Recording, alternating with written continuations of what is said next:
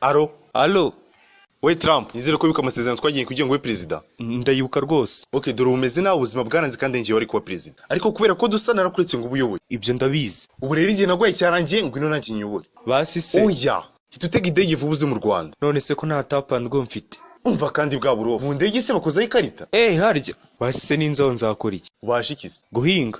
Sangwa ino ndabwiye mukuru wanjye tuye mu ntara akwandikisha muri koperative y'abahinzi abamo. Sawa murakoze. Akira umubatizo. Ntuzafunga umutwe, ntuzakunda ibintu. Ntuzafunga umutwe, ntuzakunda ibintu. Ntuzafunga umutwe, ntuzakunda ibintu. Ndakubatisha uzabe nka Yesu yari umujyamo. 我回来了！爸爸，老公！这你别笑。作业转移了。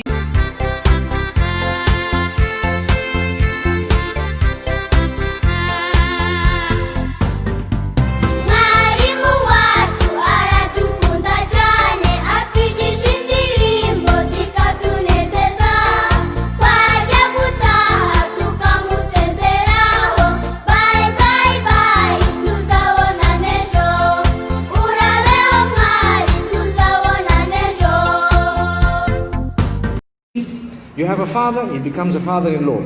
You have a son, he becomes a son-in-law. You have a daughter, she becomes a daughter-in-law.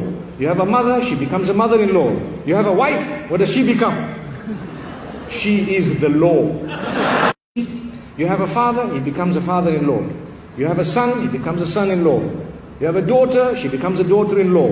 You have a mother, she becomes a mother-in-law. You have a wife, what does she become? She is the law.